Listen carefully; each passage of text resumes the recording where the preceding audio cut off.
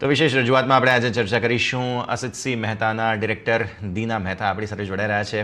ખૂબ ખૂબ સ્વાગત પહેલાં તો અને દિવસની શુભકામનાઓ તને દીનાજી. અને મહત્ત્વની વાત અહીં ખાસ એ જ છે કે 9 વર્ષ સીએનબીસી બજાર જે છે તે પૂરા કરી રહ્યું છે અને આ 9 વર્ષ દરમિયાન તમે જે યોગદાન આપ્યું છે રોકાણકારોના પોર્ટફોલિયોમાં, આપણા જે ગુજરાતી કમ્યુનિટી છે સૌ કોઈના સુધી યોગ્ય સંકેતો અને સંદેશાઓ પહોંચાડવા માટે જે એફર્ટ્સ તમે કર્યા છે એ માટે પણ ખૂબ ખૂબ આભાર. અને આજે 9 વર્ષ જ્યારે પૂરા કરી રહ્યા છીએ, આ પ્લેટફોર્મને લઈને સેલિબ્રેશન કરી રહ્યા છીએ, આપના તરફથી પહેલાં તો સંદેશ. સૌથી પહેલા હું એમ કહીશ કે જે દિવસે સીએનબીસી બજારનું લોન્ચિંગ થયું એ દિવસે હું સુરતમાં હતી અને સુરત સ્ટેશનની બહાર ખૂબ જ મોટું હોર્ડિંગ લગાવેલું હતું ત્યારના તમારા જે તંત્રી હતા એના ફોટા સાથે. અને એ જોઈને મને પહેલી વાર ખબર પડી કે સીએનબીસી બજાર શરૂ થઈ ગયું છે. અને મેં તરત જ ત્યાંથી એને ફોન કર્યો કે અરે કોંગ્રેચ્યુલેશન્સ, જે વસ્તુની ખૂબ જ જરૂર હતી તમે એ વસ્તુ આજે સ્ટાર્ટ કરી છે. એ જોઈને મને ઘણો જ આનંદ થયો હતો ત્યારે. અને આજે પણ તમે ક્રેડિટ આપી રહ્યા છો, પણ તમે સતત જે રીતે આટલું બધું આટલા બધા લોકોને લાવવા, આટલી બધી માહિતીઓ લાવવી અને લોકોને સાચું માર્ગદર્શન આપવું, આજે તમે કાર્ય કરી રહ્યા છો એ ખૂબ જ ઉત્તમ છે. અને આજે ઇન્વેસ્ટર ઘણા બધા લોકોને પૈસા ઇન્વેસ્ટ કરતા હોય છે. જે રીતે આપણા દેશની ઇકોનોમી, આપણે $5 ટ્રિલિયન ઇકોનોમીની વાત કરીએ તો જરૂરથી બધાની જે પર કેપિટા ઇન્કમ છે એ ડબલ થવાની છે. તો આવી પરિસ્થિતિમાં લોકોએ રોકાણ કરવું એ અનિવાર્ય બની ગયું છે. અને એવા સમયે જો કોઈક આમ સારી માહિતીનું એક સોર્સ હોય તો એ સીએનબીસી બજાર આટલા વર્ષથી રહ્યું છે. અને મને ખૂબ જ ગર્વ છે એક ગુજરાતી તરીકે કે આપણે આટલું સારું લોકોને આપણે માર્ગદર્શન આપી રહ્યા છે. બિલકુલ. અને આ એક યોગ્ય પ્લેટફોર્મ એટલા માટે પણ છે કારણ કે તમે જુઓ, આપણી કમ્યુનિટીએ ઇનફેક્ટ એવું કહેવાય કે કદાચ શેરબજારની ભારતમાં શરૂઆત જે છે તે ગુજરાતી કમ્યુનિટીએ કરી છે, ગુજરાતી લોકોએ કરી છે. મુંબઈનું પણ એટલું યોગદાન છે જે ટોટલ ટ્રેડેડ વેલ્યુ હોય છે તેમાં. અને પછી ગુજરાતમાં તમે જુઓ, અમદાવાદનું પણ યોગદાન સમયે સમયે વધતું જઈ રહ્યું છે હવે. એટલે અલ્ટિમેટલી એ વાત તો છે જ. પણ સાથે સાથે આ 9 વર્ષમાં આપણે ભારતને ઘણું બદલાતા જોયું છે. જેમ તમે કહી રહ્યા હતા, પર કેપિટા ઇન્કમ. તો આની સાથે ચર્ચાની શરૂઆત કરીએ કે જે પ્રકારે ગ્રોથ ભારતે જોયો છે પાછલા 9 વર્ષની જ જો માત્ર વાત કરીએ તો પણ એ બહુ અલગ લેવલનો છે. અને ભલે શેરબજાર તો ઓલ ટાઈમ હાઈ પર જ છે, પણ આવી પરિસ્થિતિમાં જે સમગ્ર વિશ્વમાં ભારત પાસે કેપેબિલિટી છે, ચાહે તે મોંઘવારી સામે લડવાની હોય કે પછી સર્વિસમાંથી મેન્યુફેક્ચરિંગ તરફ બહુ સ્મૂધલી આપણે આગળ વધી ગયા. આ જે બધા અલગ અલગ વિઝન જે છે તે ભારત જ્યારે સમગ્ર વિશ્વને બતાવી રહ્યું છે, તો આના પર સૌથી પહેલાં વાત કરીએ ભારત એઝ એન ઓપોર્ચ્યુનિટી. અને જે રીતે સૌ કોઈની નજર અત્યારે ભારત પર છે તેની સાથે આપણે ચર્ચાની શરૂઆત કરીએ. મને લાગે છે કે સરકારે જે પગલાઓ લીધા છે, એક તો સૌથી મોટી વસ્તુ છે ડિજિટલ ફ્રીડમની.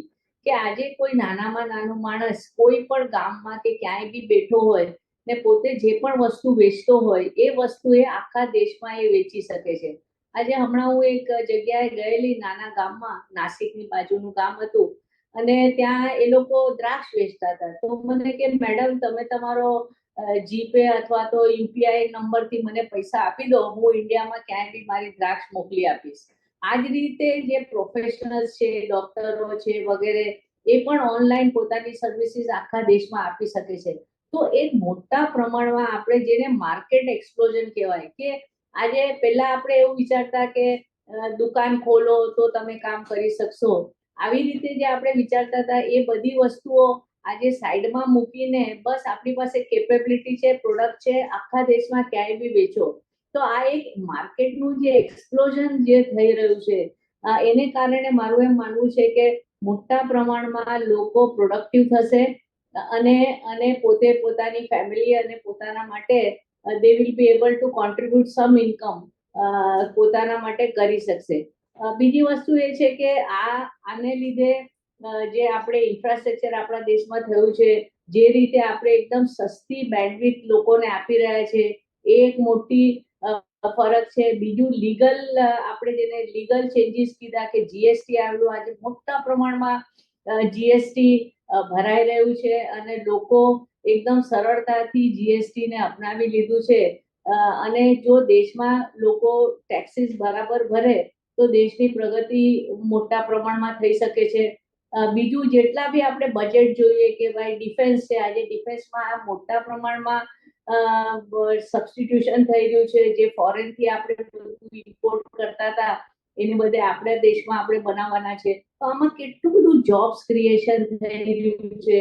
અને સારા રસ્તા હોવા, સારી લાઈન ટ્રેન્સ હોવી, ક્વિકલી સામાન અથવા પોતે અહીંયાથી ત્યાં પહોંચી જવું, આ બધી જે એક સવલતો છે એના જે ફાયદાઓ છે, ઓલમોસ્ટ 2 થી 3% જીડીપી નું કોન્ટ્રીબ્યુશન ફક્ત ઇન્ફ્રાસ્ટ્રક્ચર થી આવી શકે છે.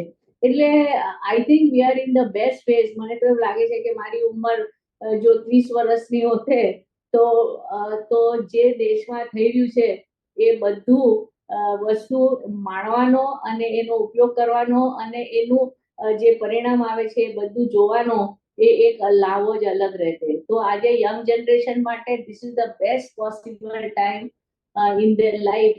ને એ લોકોએ પોતાની જાતને પ્રોડક્ટિવ બનાવી ને પૂરો ઉપયોગ કરવો જોઈએ. એની સાથે સાથે હું મહિલાઓ માટે પણ કહું છું કે સરકારની જેટલી સ્કીમો આવી છે એ બધી મહિલાઓને એકદમ કાર્યરત કરવા માટે છે કે આજે તમે ગેસ હોય, પાણી હોય કે ટોયલેટ્સ હોય, આ બધી વસ્તુ જે આપણી એકદમ બેઝિક જે જરૂરિયાત હતી એ બધીને સોલ્વ કરીને સરકાર તમને વધારે પ્રોડક્ટિવ બનાવવા માંગે છે.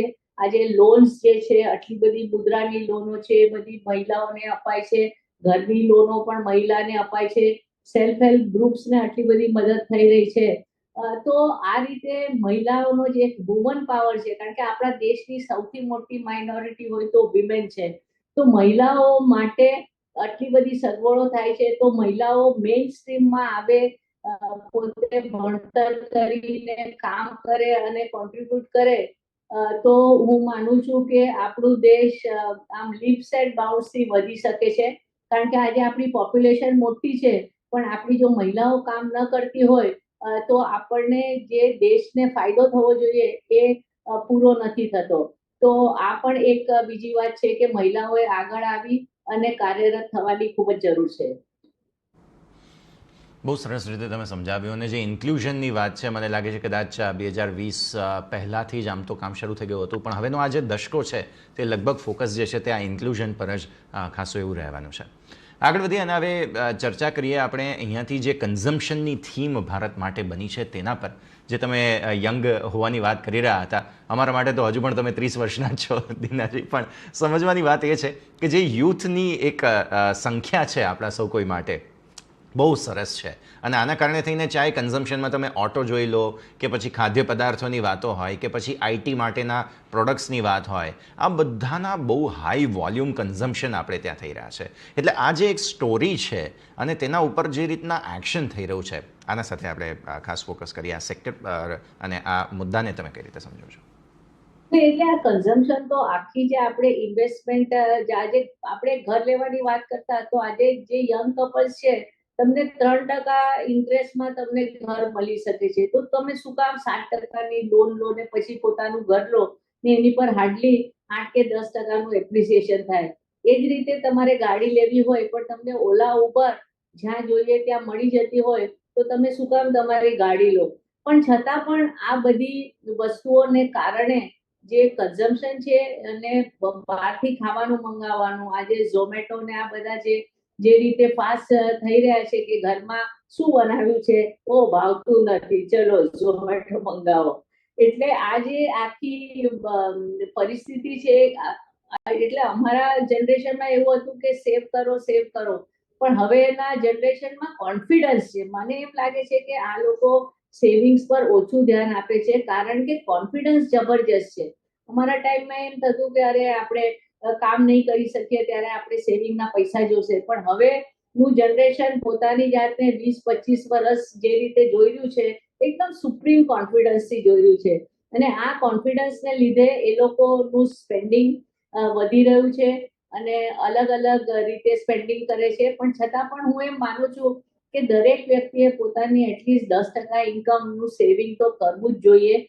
કારણ કે જે આપણો ચેક આવતો હોય ને એ ચેકમાંથી આપણો ખર્ચો નીકળતો હોય ને ક્યાંક નોકરી છૂટી ગઈ તો ઈએમઆઈ કેમ ભરવું એ સવાલ જો આવવાનો હોય તો ઇટ ઇઝ ઇમ્પોર્ટન્ટ કે તમે એટલીસ્ટ 10% સેવિંગ્સ કરો. ને હવે સેવિંગના માધ્યમો કેટલા બધા થઈ ગયા છે.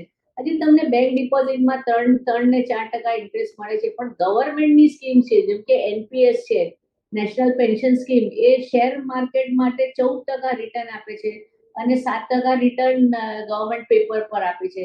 તમે ટી બિલ્સ લઈ લો, ટ્રેઝરી બિલ્સ, એનું બી 6.5-7% તમને રિટર્ન મળે છે. એ સિવાય તમે સોવરિન ગોલ્ડ પણ લો તો ગોલ્ડનું એપ્રિસિએશન પણ મળે, ઉપરથી સરકાર તમને 2.5% ઇન્ટરેસ્ટ આપે છે. પછી રિઝર્વ બેંક ઓફ ઇન્ડિયાના બોન્ડ છે એ બી 6.5-7%ના છે. તો ગવર્મેન્ટની પોતાની સ્કીમો જ કોમ્પિટિશન કરી રહી છે અને 3-4% જે બેંકનું જે એફડી ઇન્ટરેસ્ટ હોય છે એમાં એને બદલે તમને ગવર્મેન્ટ પોતે ઘણું બધું ઇન્ટરેસ્ટ આપી રહી છે ને 100% સિક્યુરિટી વાળું છે.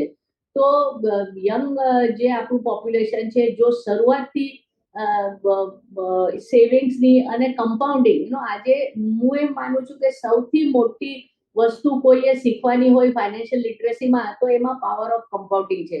જો પાવર ઓફ કમ્પાઉન્ડિંગ આ છોકરાઓ માસ્ટર કરી શકે તો એ લોકોની વેલ્થ એટલી બધી અર્લી સ્ટેજીસથી જો સેવિંગ ચાલુ કરે તો એટલી બધી વેલ્થ વધી શકે છે કે એનું કોઈ હિસાબ નથી. અને આજે ટેકનોલોજી એટલી સારી થઈ ગઈ છે, તમે તમારા એપના 2 બટન દબાવો એટલે તમારું સેવિંગ થઈ જાય, તમારા પૈસા બી અપાઈ જાય, તમને સ્ટેટમેન્ટ પણ આવી જાય, તમને બધી સહુલિયત હવે મળે છે અને એનો ઉપયોગ પૂરી રીતે કરવો જોઈએ. અને ખર્ચા તો કરે વાંધો નથી, પણ સાથે સાથે સેવિંગ્સ બી જરૂરી છે. બિલકુલ, બહુ સરસ રીતે તમે સમજાવ્યું. પણ સાથે સાથે જ્યારે શેરબજારની વાત આવે તો એ સ્પેન્ડિંગની વાત વધારે હોય છે. આમાં નફા વસૂલી પણ જરૂરી છે. પણ હા, જ્યારે હવે અત્યારે આપણે વાત કરી રહ્યા છીએ, ખાસ કયા કયા એવા સેક્ટર્સ તમને લાગે છે કે જેના ઉપર ટ્રેક્શન હજુ પણ યથાવત છે અને અહીંયાથી જે ગ્રોથ સ્ટોરીની આપણે વાત કરી રહ્યા છીએ ભારતની, તેમાં સૌથી વધારે ફોકસ જે છે તે તમને એવું લાગે છે કે આ લુક્રેટિવ સેક્ટર્સ જોવા મળી રહ્યા છે, આકર્ષક છે? આપણે એક રીતે જોઈએ તો એક આપણો ટ્રાન્સપોર્ટ સેક્ટર છે, જે આપણી આટલી બધી મેટ્રોઝ દેશમાં બની રહી છે, આટલી બધી રેલવે લાઈનો લાગી રહી છે.